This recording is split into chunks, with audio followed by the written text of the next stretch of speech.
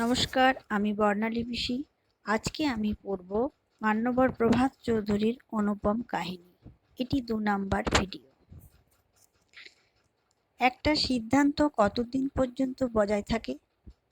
অনুপম জানে একটা সিদ্ধান্তের স্থায়িত্ব খুব বেশি কিলোমিটার হতে পারে না। একটা সুপারফাস্ট ট্রেন একটা স্টেশন থেকে পরবর্তী স্টেশনে পৌঁছতে ঠিক যত কিলোমিটার রেল লাইন অতিক্রম করে, একটা সিদ্ধান্ত তার বেশি দূরত্ব অতিক্রম করে না। একে কেউ যদি সময়ের এককে রূপান্তরিত করতে চান তাহলে ভুল করবেন। পৃথিবীর কোনো সিদ্ধান্তই সেই অর্থে সময়ের এককে নির্ভরশীল নয়।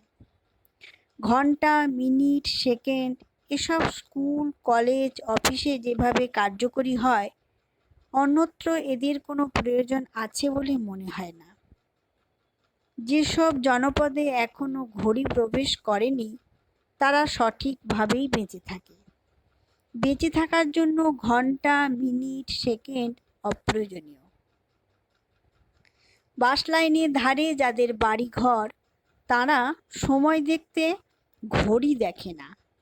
আমি এই বাস লাইন বলতে কলকাতার বাস লাইন বলছি না, কোনো শহরের বাস লাইনও নয়, বৃহত্তর বাংলার বাস লাইন। তারা ঘড়ির বদলে দেখে সোনামুখীর বাসটা গেল কিনা, রসুলপুরের বাস কখন আসবে। সোনামুখী, রসুলপুর ইত্যাদি বাসগুলি মিনিটের কাঁটা, ঘন্টার কাঁটার কাজ করে দেয়। সেকেন্ডের কাঁটা এখানে কী বা কাজে লাগে? অনুপমের এখনো অবধি খুব বেশি সিদ্ধান্ত নিতে হয়নি। সিদ্ধান্তগুলি আবশ্যিক ছাপ মেরে এসে পড়েছে। যেহেতু আবশ্যিক, সে কারণে তার পক্ষে নির্বাচনের কোনো সুযোগ থাকে না, বর্জনেরও প্রশ্ন ওঠে না, কোনো অল্টারনেটিভ নেই। সিদ্ধান্ত সিদ্ধান্ত রূপেই এসেছে। এই আশা দুদিকে যদি দুটি সিগন্যাল দেওয়ার ব্যবস্থা থাকতো তাহলে অনুপমের অগ্রিম জানা থাকতো যে একটি সিদ্ধান্ত আসছে। বেলিয়াতোড়ে রামকৃষ্ণ চিত্তমন্দিরে যে কোনো নতুন সিনেমা চালু হওয়ার আগে সাইকেল রিক্সা নিয়ে প্রচার হতো, আসিতেছে আসিতেছে নতুন বাংলা ছবি, সাপমোচন সাপমোচন সাপমোচন। শ্রেষ্ঠাংশে উত্তম কুমার, সুচিত্রা সেন। এ সুযোগ হেলায় হারাইবেন না। প্রত্যহ দুপুর 1টা, বিকেল 4টে আর সন্ধে 7টা। বেঞ্চিতে 6 আনা, চেয়ারে 1 টাকা, গদিতে 2 টাকা। অনুপম জানতে পারত সাপমোচন আসছে। এখন রামকৃষ্ণ চিত্তমন্দিরে সে যাবে কি না এটা ছিল ঐচ্ছিক বিষয়। যাওয়া না যাওয়াটা একান্তই তার উপর নির্ভরশীল। যদি ইচ্ছা হয় তাহলে যাবে, আর ইচ্ছা না হলে তাকে জোর করে নিয়ে যাবে না কেউ। কিন্তু বাস্তব জীবনে সিদ্ধান্তগুলি এইভাবে আসে না। সিদ্ধান্ত তার নিজের মতো আসে। সম্ভবত যে কোনো সিদ্ধান্তের একটি করে টাটা সুমো আছে। সিদ্ধান্তগুলি সেই টাটা সুমোতে চেপে দ্রুত গতিতে এসে পড়ে। যখন টাটা সুমো বাজারে আসেনি তখন সিদ্ধান্তগুলি কিভাবে আসতো? তখন সম্ভবত ওদের অ্যাম্বাসেডর ছিল, কিংবা বেবি অস্টিন নাকি হিলম্যান। অনুপমের মামার, ডাক্তার মামার একটা হিলম্যান ছিল, কালো। এখনকার মতো তখন এত বর্ণময় গাড়ি ছিল না, এত মনোরমও ছিল না তখনকার গাড়ি। অনুপমের কাছে নির্দেশ এসেছিল ভোর ভোর পৌঁছতে হবে হাওড়া স্টেশন। সাউথ ইস্টার্নের প্ল্যাটফর্মের কাছে একটা বুক স্টল, তার পাশে অপেক্ষা করতে হবে। টিকিট কেটে নিতে হবে খড়গপুরে। শুধুমাত্র এটুকুই নির্দেশ, এর অতিরিক্ত কিছু নয়। লক্ষ্য জমি দখল আন্দোলনে অংশগ্রহণ। অনুপম জানত ভূমি সংস্কার না করতে পারলে বিপ্লবের দিকে এগোনো যাবে না।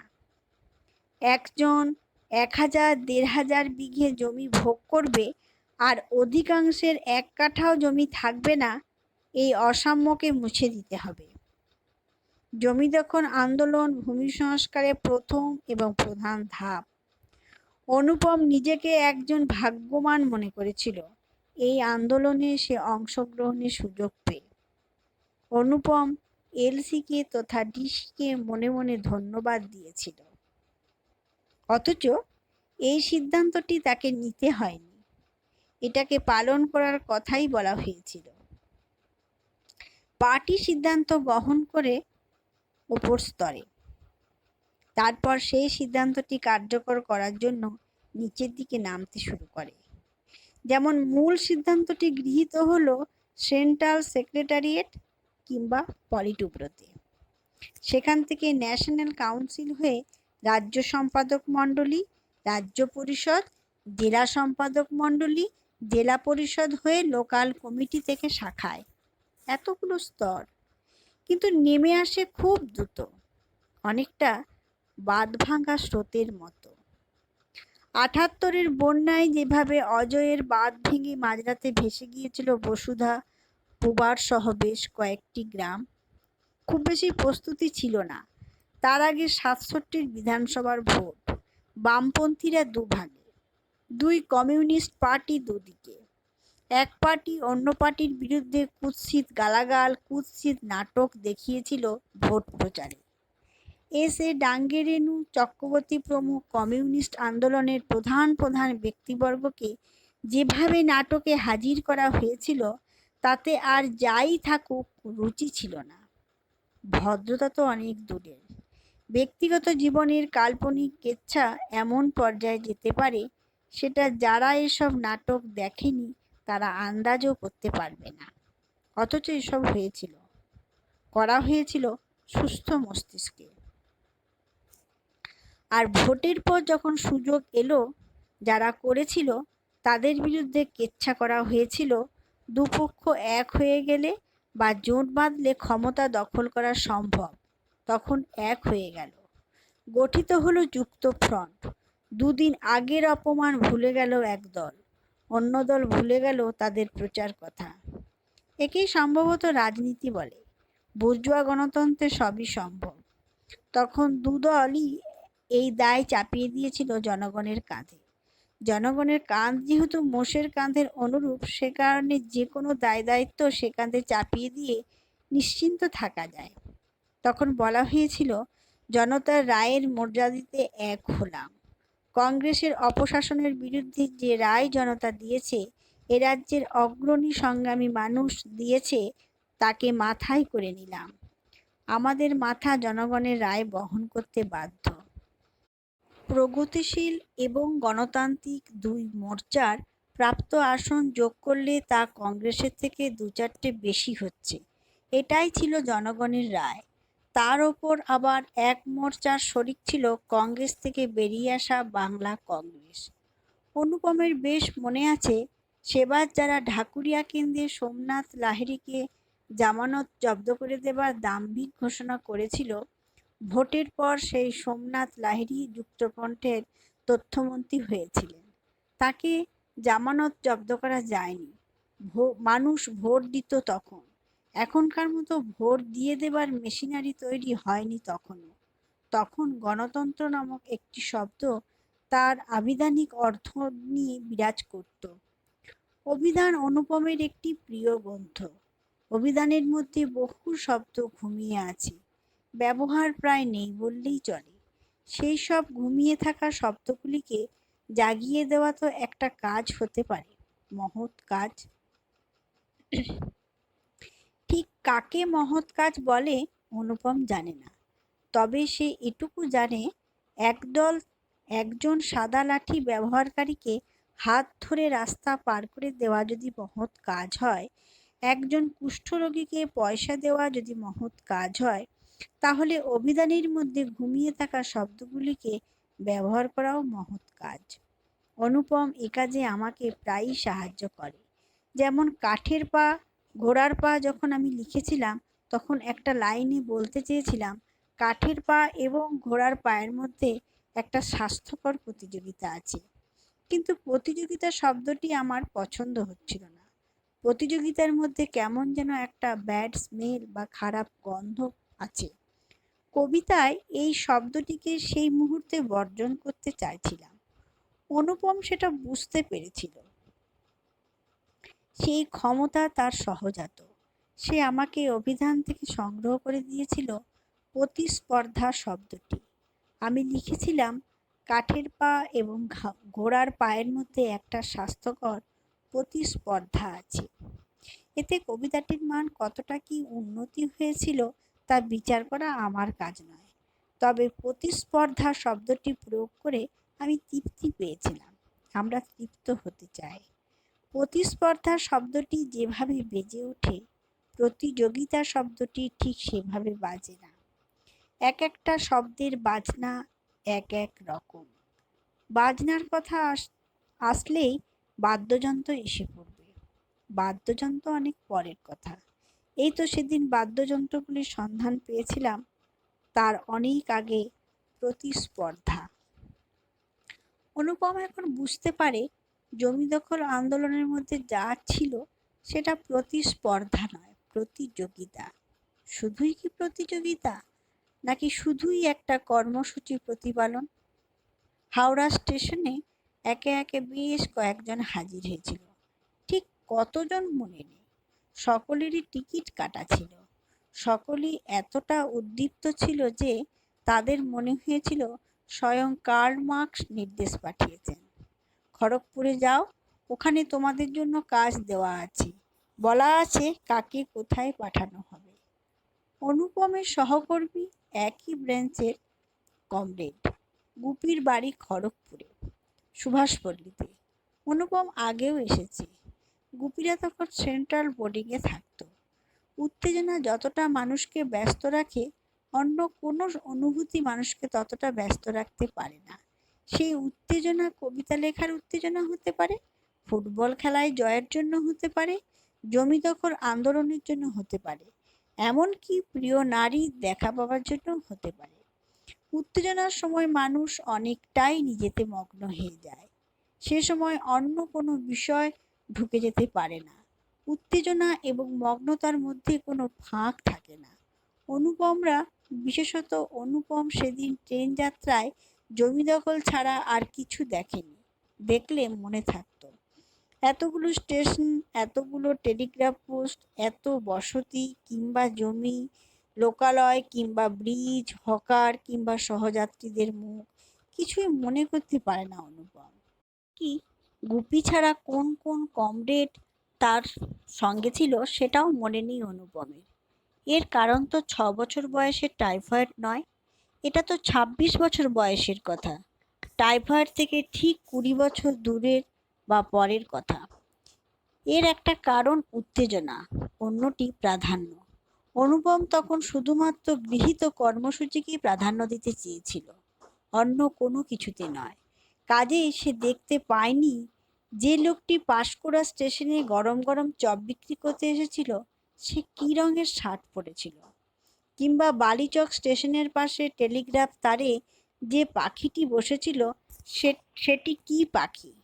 এমনকি ওদের কম্পার্টমেন্টে কি একজন দর্শনযোগ্য যুবতী ছিল না, যাকে দেখা যায়, দেখে ভালো লাগে, মনে রাখা যায়।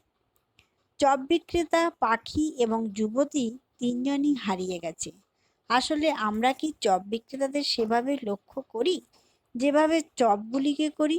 না, করি না। কারণ চপ বিক্রেতা আমাদের বিচার্য বিষয় হতে পারে না। বিচার্য বিষয় হলো চপ। কেননা আমরা খাবো চপটি। চপ খেয়ে ভালো লাগলে সেই ভালো লাগা অনেক দিন পর্যন্ত আমাদের মনে থাকবে। একবার বম্বে মেলে জামশেদপুর যাচ্ছিল অনুপম দিদির বাড়ি, পিস্তত দিদি। অনুপমের দিদি বলতে ওই একজনই। সেবার পাঁশকুড়া স্টেশনে যে চপ খেয়েছিল সেটার মধ্যে একটা অদ্ভুত গন্ধ পেয়েছিল, যে গন্ধের পাশে রাখা যেতে পারে ধান কাটার গন্ধ। এইসব অনুভূতির এর থেকে বেশি ব্যাখ্যা করে বলা যায় না। যে তার জীবনে কোনো দিন ধান কাটা দেখেনি, অঘ্রাণ পৌষের সোনালি ধানের ক্ষেত দেখেনি, দুপুরের মিঠে রোদে মুনিশদের জন্য মাথায় বা কাঁধে করে গরম ভাতের গামলা নিয়ে যায়নি, ধান ভর্তি গরুর গাড়ি চালিয়ে নিয়ে আসেনি মাঠপথে, সে কিভাবে জানবে ধান কাটার গন্ধ? তার কাছে পাঁশকুড়া চপের গন্ধ চপের গন্ধই থেকে যাবে। তুলনামূলক কোনো দৃষ্টান্ত সে দেখতে পারবে না। অথচ এভাবে না দেখলে, দেখতে না শিখলে দেখা এবং শেখা কোনোটাই পরিপূর্ণ হবে না। অনুপম জানে ভোরবেলায় কোনো শিউলি গাছের নিচে দাঁড়ালে শরৎকালে যে অনুভূতি হয়, যে গন্ধ পাওয়া যায়, সেই গন্ধ একই অনুভূতি পাওয়া যায় সিরাজে বসে বিরিয়ানির সঙ্গে রেশমি কাবাব খাওয়ার সময়। যে শরতের ভোরে শিউলি গাছের নিচে দাঁড়ায়নি, তার কাছে সিরাজের বিরিয়ানি কাবাব খাওয়া অর্থহীন। সে এই সুস্বাদু খাবারের স্বাদ সবটা পেতে পারে না। তার খাওয়াটা প্রায় অর্থহীন হয়ে যাবে। শুধু পেট ভরার খাবারে পরিণত হবে বিরিয়ানি কাবাব। অথচ এগুলি ঠিক পেট ভরার খাদ্য নয়, মন ভরার খাদ্য।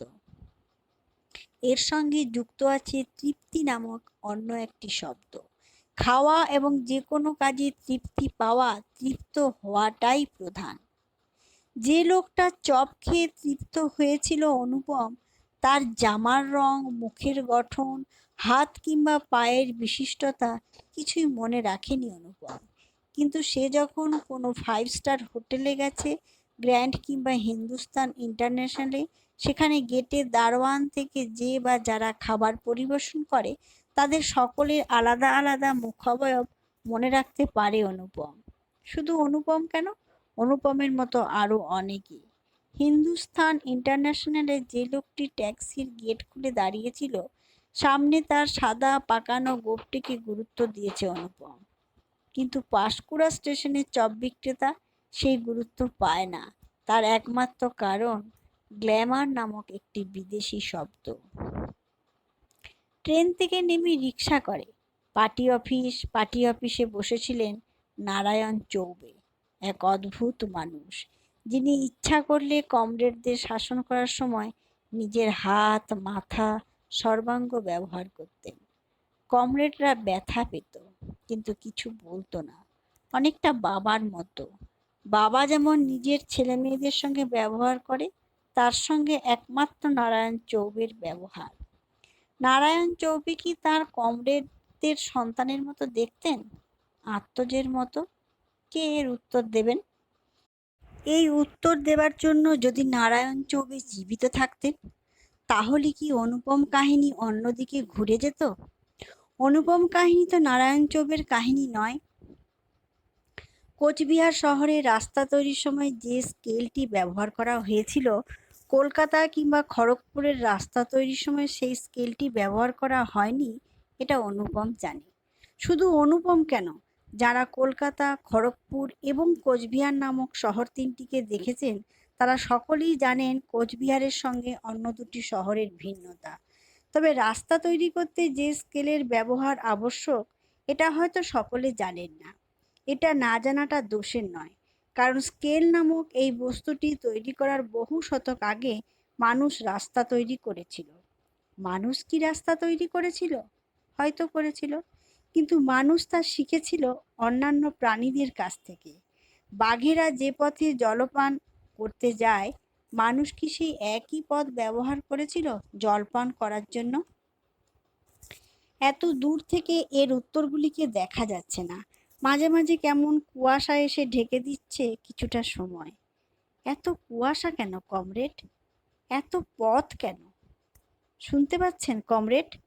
জাতীয় গণতান্ত্রিক বিপ্লব এবং জনগণতান্ত্রিক বিপ্লবের পার্থক্যগুলি মনে আছে তো?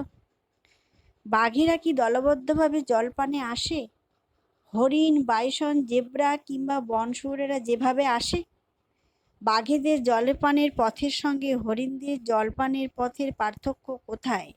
বাঘেদের জলপানের পথের ধারে কি কোনো হরিতকি গাছ থাকবে?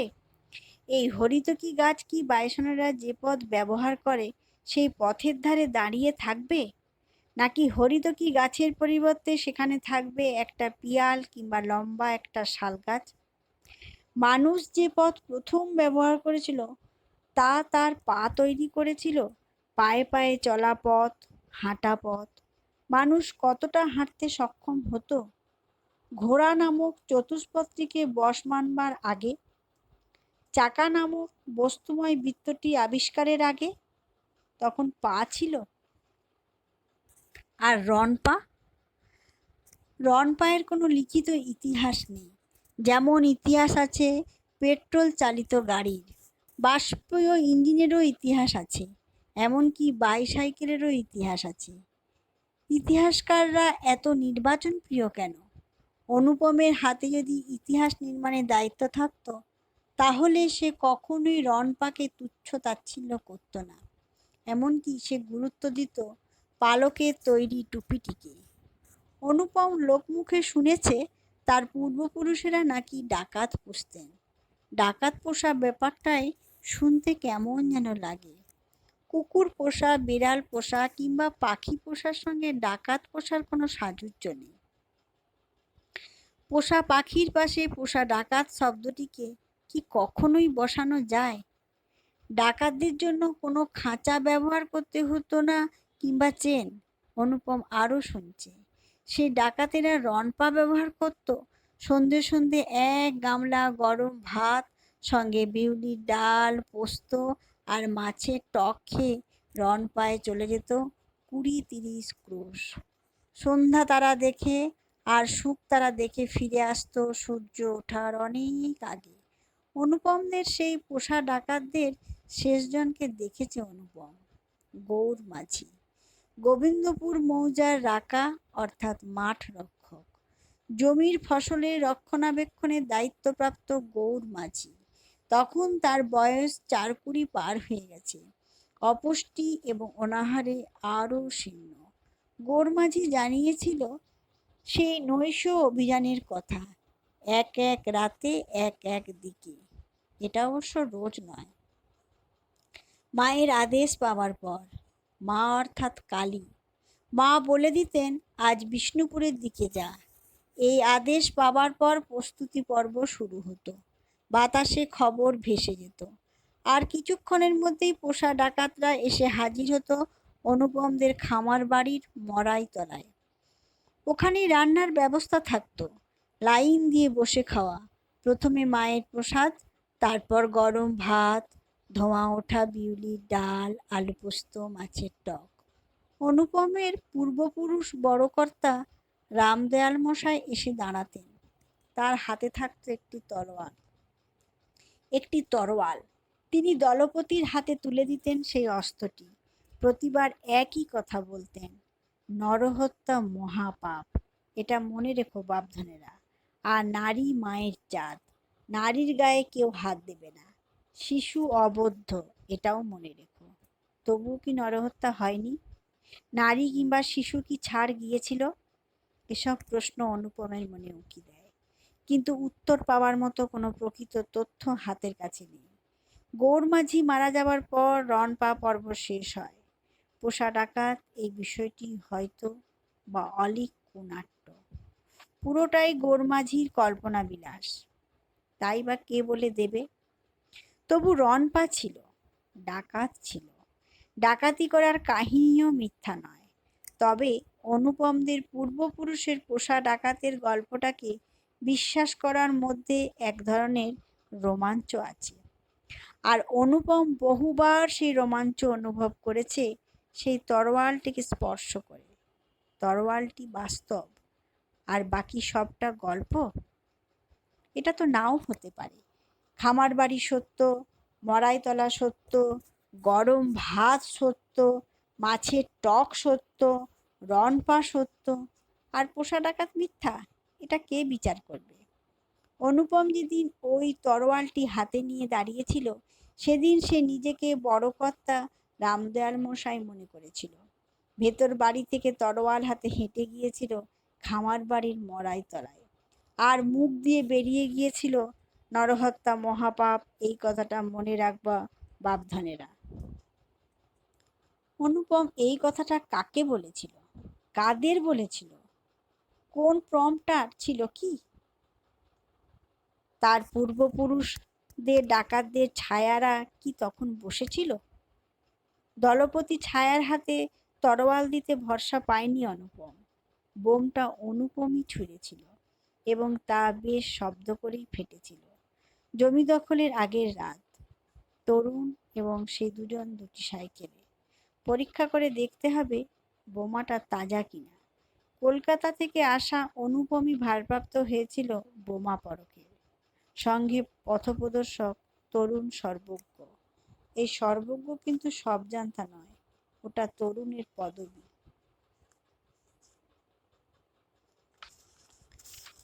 বোমাটা ফাটার পর বেশ কিছু পদশব্দ, মিলনী সিনেমার গলি, নাইট শো, ভাঙা দর্শক ফিরে আসছে। তারা কিছুটা আতঙ্কগ্রস্ত। পরীক্ষার সময় নির্বাচনটা ভুল হয়েছিল। সিনেমা দর্শকের কাছে ধরা পড়ে গেলে কি হতো আজও জানে না অনুপম। তরুণ কি তাকে ওই সন্ত্রস্ত বাড়ি ফেরা মানুষজন থেকে রক্ষা করতে পারত? পায়ের শব্দ শুনে তরুণ আসে ঢুকে পড়েছিল ঝোপের ভিতর সাইকেল সহ। অন্ধকার। ঝোপে যদি সাপ কিংবা বিষাক্ত কাকড়া বিছে থাকতো? এত ভাবার সময় ছিল না তখন। বড় জোর 7-8 মিনিট কিংবা তারও কম। সিনেমার দর্শকেরা পার হয়ে গিয়েছিল মিলনী সিনেমার গলি দিয়ে। উৎকণ্ঠা এবং আতঙ্ক তাদের দৃষ্টিপথকে সোজা রেখেছিল। ডানে কিংবা বাঁয়ে তাকাতে কেউ ভরসা পায়নি। আর এই আতঙ্কই তাদের দ্রুত হাঁটিয়ে নিয়ে গিয়েছিল। সবাই চলে যাবার পরও বেশ কিছুক্ষণ ঝোপ থেকে ওঠেনি অনুপমরা, কিংবা উঠতে ভরসা পায়নি। অনুপম তরুণের কানে কানে বলেছিল, নরহত্যা মহাপাপ, মনে রাখবা বাপধন। কি বাজে বকছো অনুপম দা, নরহত্যার প্রশ্ন আসছে কেন? অনুপম তার ভুল বুঝতে পেরেছিল। গোবিন্দপুর মৌজা থেকে সে অনেকটাই সরে এসেছে। এখন সে বসে আছে খড়গপুরে মিলনী সিনেমার গলির ভেতর একটা ঝোপে। এখানে কোনো রন পায়ে ছায়াও নেই। সে উঠে সাইকেলটা বের করেছিল, দুবার ঘন্টি বাজিয়ে সাইকেল ছুটিয়েছিল।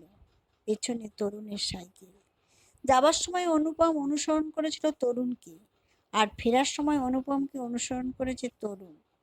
আর একই জায়গায় দাঁড়িয়েছিল অসংখ্য বাতিস্তম্ভ এবং সিনেমার ব্যানার, দোকান ঘরের সাইনবোর্ড, অবশ্যই পার্টি অফিসের ওপর লাল ঝান্ডাটি। তারও অনেক পরে কমরেড চৌবের ছেলেরা খরিদা পার্টি অফিসে লাল ঝান্ডাটিকে তুলে ফেলেছিল। কোথায় রেখেছিল সেই পতাকাটি? কমরেড নারায়ণ চৌবে কি তা জেনে গেছেন? তরুণের সাইকেল তার সাইকেলকে ঠিকমতো অনুসরণ করেছিল কিনা? অনুপম পিছন ফিরে দেখেছিল মাত্র 3 বার। প্রথমবার শুরুর সময়, দ্বিতীয়বার বড় রাস্তায় ঢোকার পর, আর তৃতীয়বার তথা শেষবার দেখেছিল সাইকেল থেকে নামার আগে। তখন প্রায় মধ্যরাত শুরু হয়ে গেছে। কাল প্রাতে আরম্ভ হইবে মহারণ। খরিদা পার্টির অফিস, নারায়ণ চৌবের সঙ্গে আরও অনেকে। অশোক মিশ্র, অশোকের বউ সীমা। সীমা একসময় যুব করত, সে কারণে অনুপমের পূর্ব পরিচিত। ডিউটি অ্যালটমেন্টের মিটিং চলছিল। অনুপম সবুজ সংকেত দিয়েছিল। নারায়ণ চৌবের দৃঢ়তা কিছুটা বেড়েছিল কি তাতে? এত ভালোভাবে দেখার কথা তখন ভাবেনি অনুপম। তখন প্রভাত চৌধুরীর সঙ্গে তার বিরোধ পর্ব। নমস্কার, কিছু ভুল থাকলে ক্ষমা করবেন। আর যদি ভালো লেগে থাকে তাহলে অবশ্যই চ্যানেলটিকে সাবস্ক্রাইব করবেন।